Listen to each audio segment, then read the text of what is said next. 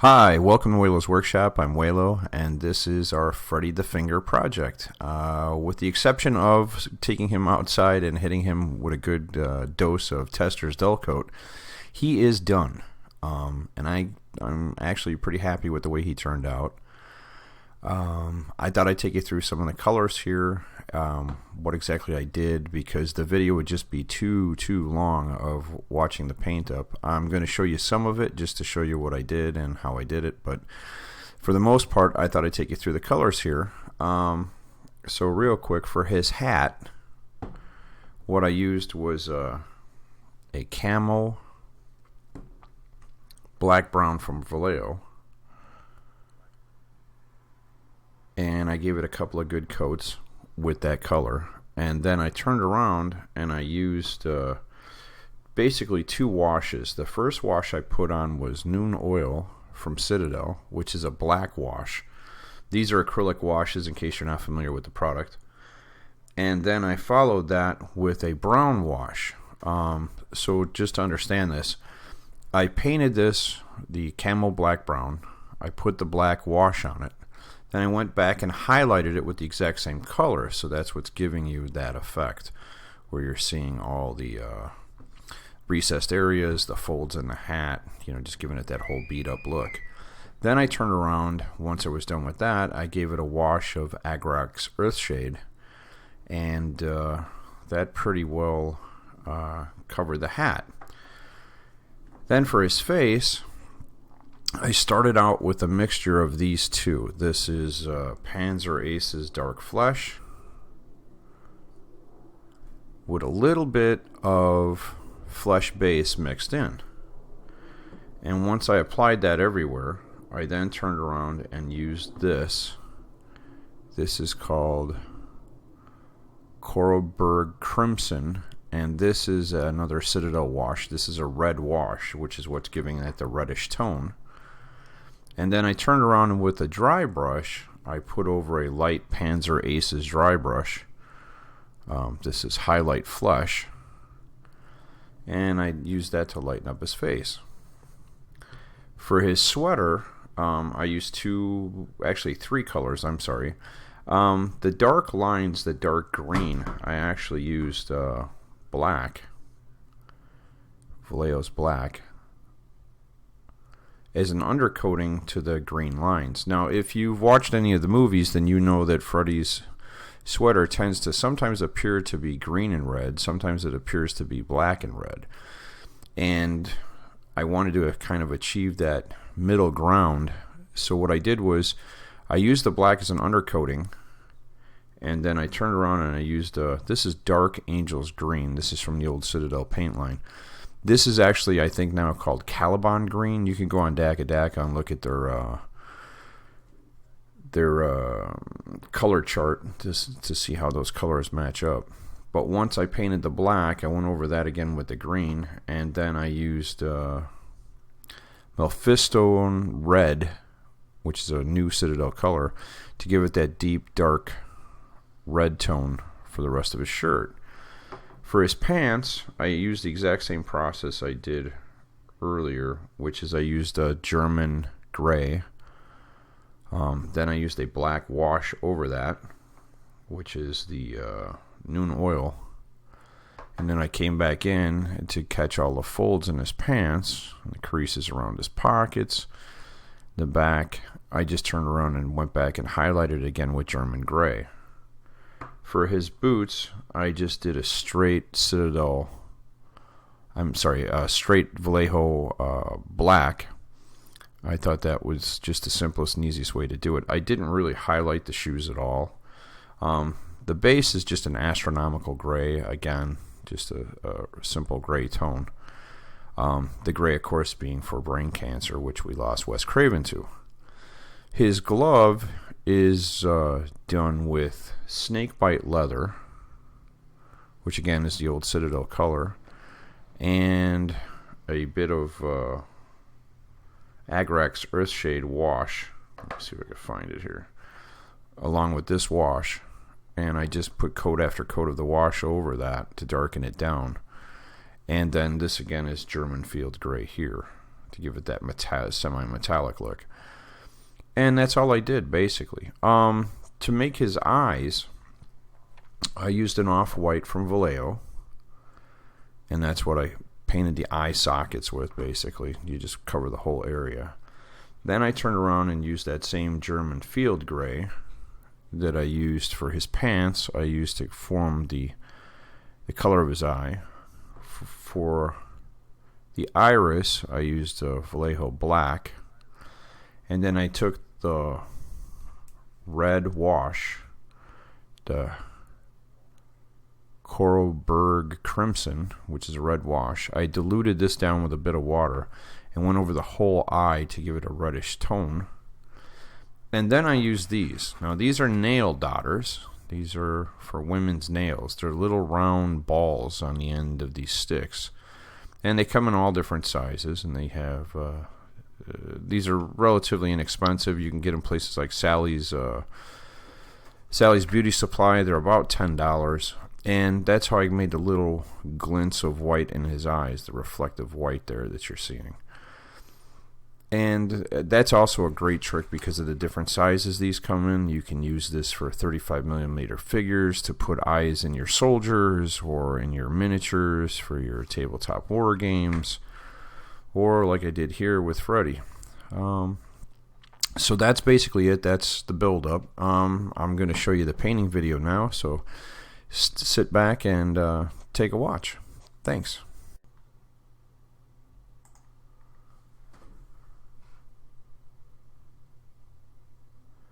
Okay, so here, using a wet palette, I begin blocking the color for the hat. The nice thing about using a wet palette, mine's rather large, I know, but using a wet palette like this and a large, this is actually a Citadel wash brush, applying a little bit of clean water. Now I'm using distilled water for the paint, but you see how even and nice that flows on. You get real good coverage this way. And all I'm basically doing is just trying to put down one good even layer of paint. In the end, I wind up having to do several coats to be able to achieve that effect, because you want those colors to darken up real well. And here again, you're just wanting to make sure you cover up all the white. You don't want to just keep going over and over it once you lay down a good thick coat. And now this paint is kind of it's a 1-to-1 mix, so you know it is a little bit thinned out. It flows real nice down in the creases. There's a bit of a gap between his hat and his head, so you know you got to get it to flow down into the recess there, which is what I'm doing here.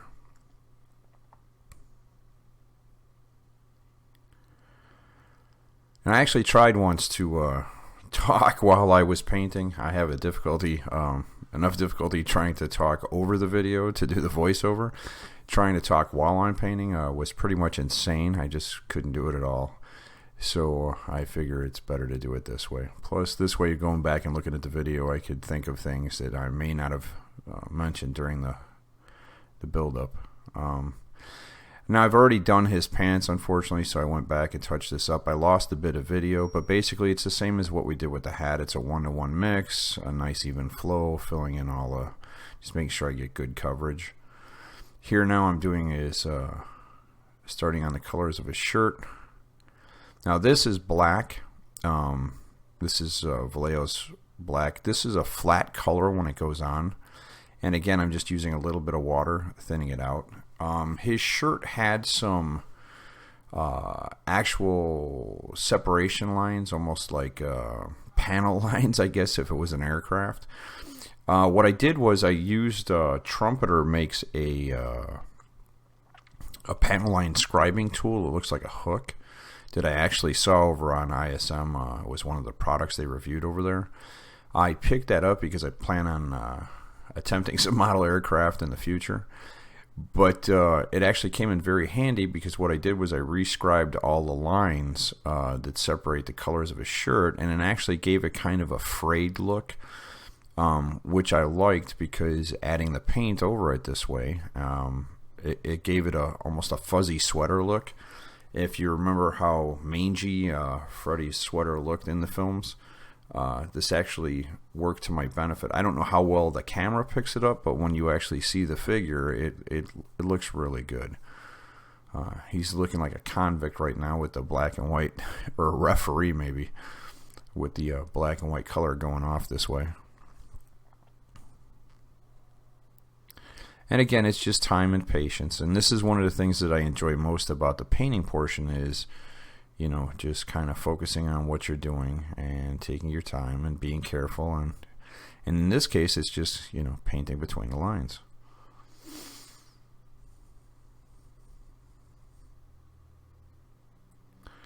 Now here I'm doing his shoes with that exact same color. I didn't do any highlighting on his shoes because, again, it is just a fun little, you know, Halloween project. I'm not trying to win awards with this figure. And in the end, there's not very much detail to his shoes. They're just very simple and plain. So I just went ahead and gave it a good base coat there. And once we finished up the lines, now we're going to jump over to that red. And this particular color red is just fantastic. It's almost a blood red. So going on, it does dry darker than what you're seeing here, which is one of the things that when you're working with paints, you from time to time you might want to take your paints out and just play with them, or when you first buy new bottles of colors, put them down on something. Even if you just prime a piece of paper or a piece of cardboard, hit that with a little bit of primer that you normally use, put the color down, come back to it the next day and see how it looks. Because a lot of times it'll go on like here, this goes on real red, and then when it dries, it actually dries a lot darker than what it is. But again, this paint is awesome. Citadel did a great job. This stuff just flows beautifully. You have no heavy issues with mixing or thinning it. The pigment is ground up super fine, so I mean, it's just really nice to work with. And again, I'm just trying to get nice even coverage and make sure I'm covering all the white areas. And each of these colors, while I left it out of the video just for time's sake, I did go back over everything twice, from the hat to the shoes to the pants to the stripes you're seeing here.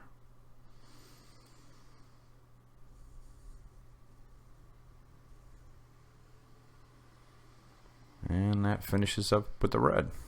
Okay.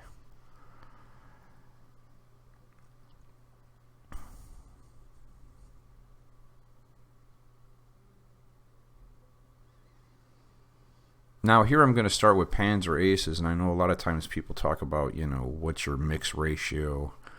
I just kind of eyeballed the color. I just didn't want it as dark as that dark flesh is, so I added a little bit of the median tone, and then just went ahead and painted him up. Because you have to remember, Freddy is kind of a fried guy. He's been burned up, so his face is going to be a combination of light patches of dead flesh, dark color flesh that was burnt, and then of course red for the raw or bloody areas. So he's just kind of a, you know, a nightmare on 2 feet. Yeah.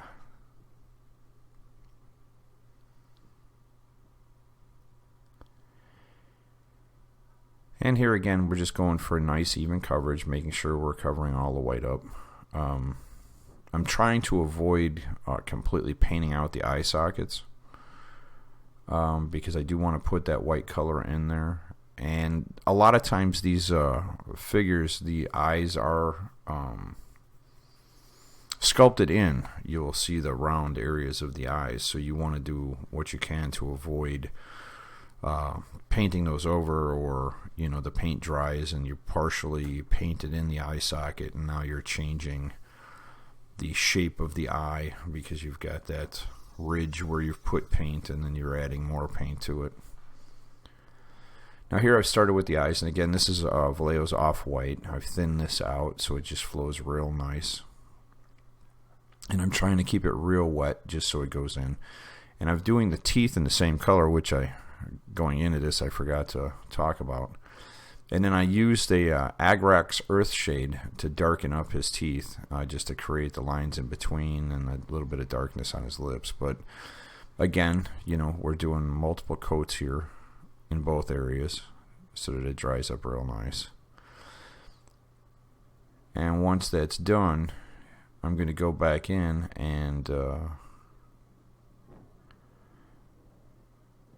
going in, I'm trying to do that gray again. I've lost a bit of the video here, unfortunately. But to create that gray effect, you're just painting straight down through the eyeball. I did that with the gray color. And you see me touching it up here. And it's just a matter of balancing back and forth between the white and the gray, until you get it nice and even the way you want it. And now I'm putting in, again, I'm reshaping the size of the eye and adding more white in.